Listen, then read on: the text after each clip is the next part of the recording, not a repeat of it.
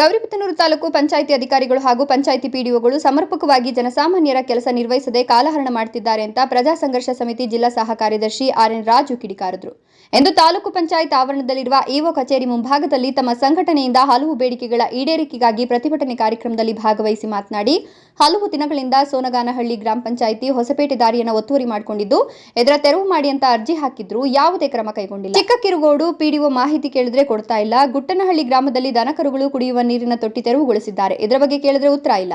ಕುರುಬರಹಳ್ಳಿ ಚಿಗಟಗೆರೆ ಗ್ರಾಮದ ಸ್ಮಶಾನ ಅಭಿವೃದ್ಧಿ ಮಾಡಬೇಕು. ಕದಿರನಹಳ್ಳಿ ಬಳಿ ಗ್ರಾಮದ ಬಡಾವಣೆ ಅಭಿವೃದ್ಧಿ ಮಾಡಬೇಕಿದೆ.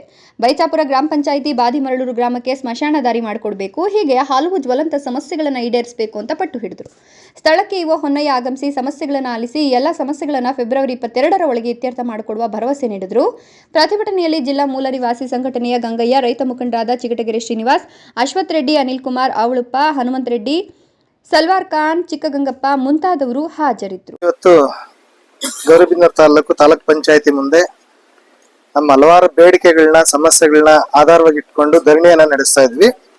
ಪ್ರಮುಖವಾಗಿ ಸೊನಗಾನಹಳ್ಳಿ ಗ್ರಾಮ ಪಂಚಾಯಿತಿ ವ್ಯಾಪ್ತಿಯ ಹೊಸಕೋಟೆ ಗ್ರಾಮದಲ್ಲಿ ದಾರಿ ಒತ್ತುವರಿಯಾಗಿತ್ತು. ಆ ದಾರಿನ ತೆರವುಗೊಳಿಸ್ಕೊಡ್ಬೇಕು ಅಂತ ಹೇಳ್ಬಿಟ್ಟು ಹಲವಾರು ದಿನಗಳ ಹಿಂದೆ ಅರ್ಜಿನ ಕೊಟ್ಟಿದ್ವಿ.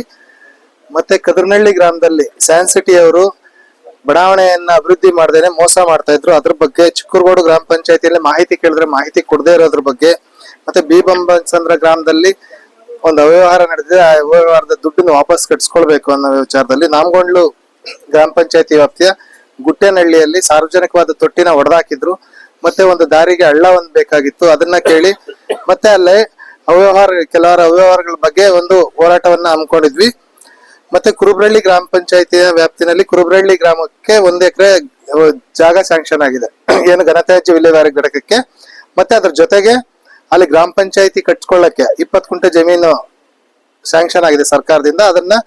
ಅದನ್ನ ಅಳತೆ ಮಾಡಿ ಇವರು ವ್ಯಾಪ್ತಿಗೆ ಪಡ್ಕೋಬೇಕು ಅನ್ನೋ ವಿಚಾರದಲ್ಲಿ, ಮತ್ತೆ ಕುರುಬರಹಳ್ಳಿ ಚಿಗಟಗೆರೆ ಗ್ರಾಮದಲ್ಲಿ ಸ್ಮಶಾನ ಮಾಡ್ಕೊಡ್ಬೇಕು ಅಂತೇಳಿ, ಮತ್ತೆ ಸೊನಗಾನಹಳ್ಳಿ ಗ್ರಾಮ ಪಂಚಾಯತಿ ವ್ಯಾಪ್ತಿನಲ್ಲಿ ಚಿಕ್ಕೆರೆ ಮತ್ತೆ ಸ್ಮಶಾನವನ್ನ ಅಳತೆ ಮಾಡಿಸ್ಕೊಡ್ಬೇಕು ಅಂತೇಳಿ, ಮತ್ತೆ ಬೈಚಾಪುರ ಗ್ರಾಮ ಪಂಚಾಯತಿ ಬಾದ್ಮರಳೂರಲ್ಲಿ ಈ ಹಿಂದೆ ನಮ್ಮ ಜೊತೆಲಿರ್ತಕ್ಕಂಥ ಗಂಗಯ್ಯ ಅವರು ಹೋರಾಟವನ್ನ ನಡೆಸಿ ಅಲ್ಲೊಂದು ಕೆಲವಾರು ಸಮಸ್ಯೆಗಳನ್ನ ಎತ್ತಿಡಿದು ಆ ಸಮಸ್ಯೆಗಳು ಕೆಲವಾರು ಮಾತ್ರ ಸಾಲ್ವ್ ಆಗಿದೆ. ಇನ್ನು ಬ್ಯಾಲೆನ್ಸ್ ಇರ್ತಕ್ಕಂಥ ಸಮಸ್ಯೆಗಳನ್ನ ಪರಿಹಾರ ಮಾಡ್ಕೊಡ್ಬೇಕು ಅಂತೇಳಿ ಇವತ್ತೊಂದು ಹೋರಾಟವನ್ನ ನಡೆಸಿದ್ವಿ. ಈ ಹೋರಾಟದಲ್ಲಿ ನಾಮಗೊಂಡ್ಲವರು, ಬೈಚಾಪುರ ಮತ್ತೆ ಸೊನಗಾನಹಳ್ಳಿ ಗ್ರಾಮ ಪಂಚಾಯತಿ, ಡಿಪಳ್ಳೆ ಗ್ರಾಮ ಪಂಚಾಯತಿ ಎಲ್ಲ ರೈತರುಗಳು ಆಗಮಿಸಿದ್ದಾರೆ.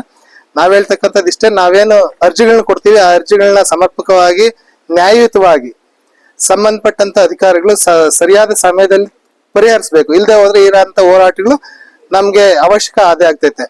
ಆ ಒಂದು ವಿಚಾರದಲ್ಲಿ ಈವಾಗಿನ ತಾಲೂಕ್ ಪಂಚಾಯತಿ ಕಾರ್ಯನಿರ್ವಹಣಾಧಿಕಾರಿಗಳು ಪ್ರತಿ ಸಮಸ್ಯೆನ 22/2025 ಒಳಗಡೆ, ಅಂದ್ರೆ ಮುಂದಿನ ತಿಂಗಳು ಫೆಬ್ರವರಿ 20ನೇ ತಾರೀಕಿನ ಒಳಗಡೆ ಎಲ್ಲವನ್ನ ಸಮರ್ಪಕವಾಗಿ ಪರಿಹಾರ ಮಾಡ್ಕೊಡ್ತೀವಿ ಅಂತೇಳಿ ಅವರೇನೆ ಖುದ್ದು ಅವರ ಸಹಿಯೊಂದಿಗೆ ನಮ್ಗೆ ಒಂದು ಪತ್ರ ನೀಡಿರ್ತಾರೆ.